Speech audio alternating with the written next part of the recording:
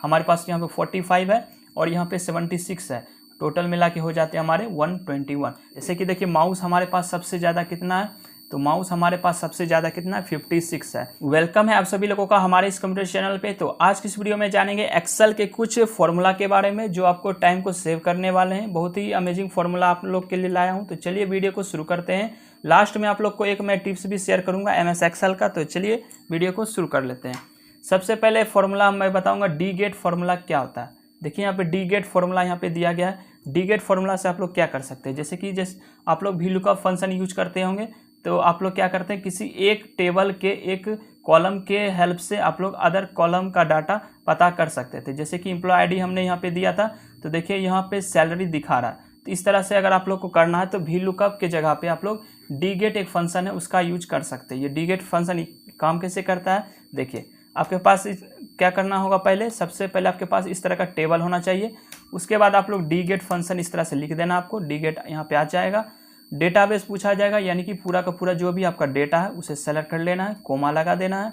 Field आपसे पूछा जा रहा है, यानी फील्ड मतलब आपने यहाँ पे सैलरी निकाल रहे हैं तो आपको सैलरी वाला हेडिंग को सेलेक्ट कर लेना है, कोमा लगा देना है। उसके बाद आपको ये एम्प्लॉय आईडी और यहाँ पे ये जो डेटा दिया गया यानी कि ये पूरा का पूरा जो डेटा है उसे सेलेक्ट कर लेना है, ठीक है। जिस बेस पे आप लोग यहाँ पे फाइंड आउट करने वाले हो डेटा को, जैसे हम एम्प्लॉय आईडी के वजह से निकालेंगे सैलरी, तो एम्प्लॉय आईडी और वो उसके नीचे वाला जो भी सेल है उसे सेलेक्ट कर लेना है। अब इसे ब्रैकेट को क्लोज करके इंटर प्रेस कर दीजिए। यहाँ पे देखिए एम्प्लॉय आईडी मैं यहाँ से चेंज करने वाला हूँ। देखिए मान लीजिए मैं 108 करूँगा, देखिए यहाँ पे 19,000 यहाँ पे आ गया, 108 19,000 यहाँ पे आ गया। इस तरह से आप लोग वी लुकअप के जगह पे डी गेट फार्मूला यूज कर सकते हैं। तो बढ़ते हैं अगले फार्मूला के लिए। मान लीजिए यहाँ पे आपके पास कुछ आइटम नेम यहाँ पे दिए गए, ठीक है, अलग अलग आइटम यहाँ पे दिए गए। अब आपको यहाँ पे क्वांटिटी बताना है कि बताइए माउस जितने भी यहाँ पे दिए गए हैं, जैसे यहाँ पे माउस है, यहाँ भी माउस है, टोटल बताइए करके कि कितना माउस है। तो ऐसे अगर आप मैनुअली काउंट कीजिएगा तो हो सकता है टाइम लगे। यहाँ पे डाटा हमारा कम है तो आप लोग कर भी लोगे, लेकिन अगर डाटा बहुत बड़ा है तो उससे क्वांटिटी को टोटल निकालने में प्रॉब्लम हो जाएगा। इसके लिए फॉर्मूला हम लोग यूज कर सकते हैं। देखिए क्या, इसके लिए हम लोग डी सम फॉर्मूला होता है हमारा एक्सेल के अंदर, हम लोग उसे यूज करने वाले हैं। देखिए ये काम कैसे करेगा। सबसे पहले मैं इसे हटा लेता हूँ, उसके बाद मैं लिख देता हूँ डी सम। डी सम देखिए यहाँ पे फॉर्मूला यहाँ पे आ चुका है। अब आपको बस डेटा इस तरह से सेलेक्ट कर लेना है, जितना भी आपके पास डेटा है। अब आपको कोमा लगा देना है। कोमा लगाने के बाद फील्ड पूछा जा रहा है, आपको क्वांटिटी चाहिए तो क्वांटिटी वाले को हेडिंग को सेलेक्ट कर लेना है, कोमा लगा देना है। अब उसके बाद क्राइटेरिया, आप किसके हेल्प से आप लोग निकालने वाले हो, मुझे आइटम नेम्स के मदद से निकालना है, यानी आइटम नेम के हेल्प से जानना है कि क्वांटिटी कितना है। तो मैं उस दोनों को सेलेक्ट कर लूँगा, आइटम नेम और उसके नीचे वाले सेल को। अब इसे क्लोज करके इंटर प्रेस कर दूंगा। देखिए CPU 121 है, देखिए यहाँ पे CPU हमारे पास यहाँ पे 45 है और यहाँ पे 76 है, टोटल मिला के हो जाते हैं हमारे 121। तो इस तरह से आप लोग ऐड निकाल सकते हो डी सम के हेल्प से। अलग अलग अगर आपके पास है तो उसका सम निकाल सकते हो। जैसे हमारे पास देखिए अगर मुझे जानना है CPU का हमने निकाल लिया। अब यहाँ पे ड्रॉप डाउन लिस्ट के हेल्प से हम लोग DVD का भी जान सकते हैं, या फिर कीबोर्ड का देखना है तो उसका भी हम लोग जान सकते हैं। तो ये बहुत ही हेल्पफुल होने वाला है आपके लिए। तो बढ़ते हैं अगले फार्मूला के लिए। अगला जो हमारा फार्मूला वो है डी मैक्स। जैसे हमने डी अभी सम निकाला था, उसके हेल्प से हम लोग डी मैक्स भी निकाल सकते हैं। सम निकालने के लिए अलग अलग का सम निकाले थे, अब अलग अलग के लिए मैक्सिमम वैल्यू क्या है वो भी निकाल सकते हैं। जैसे कि देखिए माउस हमारे पास सबसे ज़्यादा कितना है, तो माउस हमारे पास सबसे ज़्यादा कितना है, 56 है। वही अगर हमको जानना कि सबसे ज़्यादा हमारे पास कीबोर्ड कितना है, कीबोर्ड यहाँ पे देखिए 78 है, तो ये भी हम आराम से निकाल सकते हैं। इसको देखिए निकालने के लिए क्या करना है, बस डी निकालना है, डी और उसके बाद हम लोग मैक्स निकाल रहे हैं तो डी मैक्स यहाँ पे टाइप कर देंगे। देखिए डी मैक्स यहाँ पे फॉर्मूला आ गया है। यहाँ पे मैं फिर से कर लेता हूँ, देखिए डी और मैक्स, डी मैक्स यहाँ पे देखिए फॉर्मूला यहाँ पे आ गया है। अब आपको डेटा पूरा सेलेक्ट कर लेना। देखिए मैंने डेटा को सेलेक्ट कर लिया, कोमा लगा दिया। फील्ड हमारा क्या है, हम निकाल रहे क्वांटिटी, तो क्वांटिटी को सेलेक्ट कर लेंगे। उसके बाद आइटम नेम और उसके नीचे वाले सेल को, उसके बाद इसे ब्रैकेट क्लोज और इंटर। देखिए यहाँ पे कीबोर्ड का टोटल यहाँ पे 78 आ गया है, यानी मैक्सिमम जो कीबोर्ड हमारा आया था वो 78 आया था एक बार में।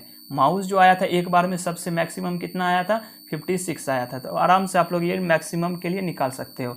वही अगर आपको काउंट करना है कि बताइए DVD कितना बार आया है, तो DVD देखिए 1 टाइम यहाँ पे आया था, फिर सेकेंड टाइम आया था और ये 3rd टाइम आया था, तो ये 3 बार यहाँ पे दिखा रहा है। तो ये सेम आपको वही फॉर्मूला यूज करना है, D count a formula use करना है।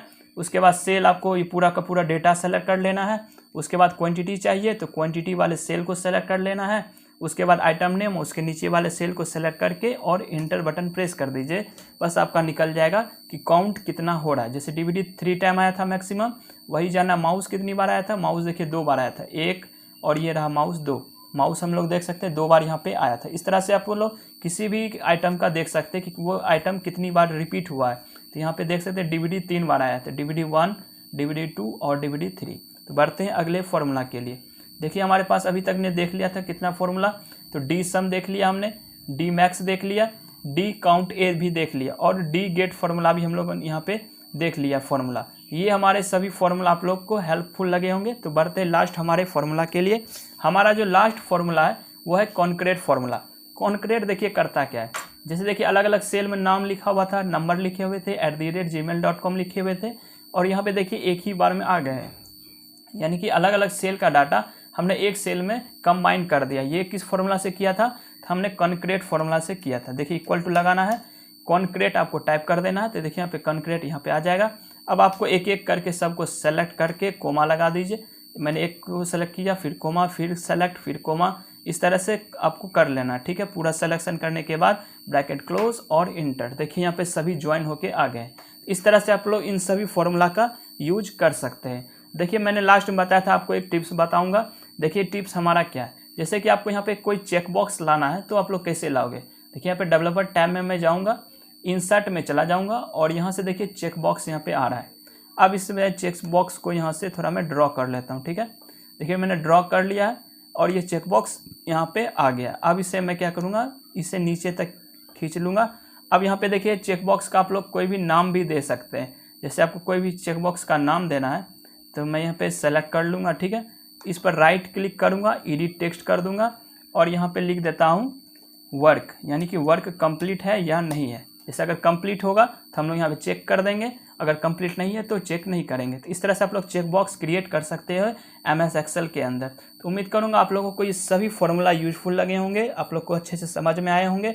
अगर ये वीडियो आप लोग को पसंद आया तो वीडियो को लाइक करें, क्वेश्चन है तो कमेंट कीजिए, चैनल पर पहली बार आए तो चैनल को सब्सक्राइब करें और बेल आइकन को दबाना ना भूलें। तो मिलूंगा जल्दी एक नई वीडियो के साथ।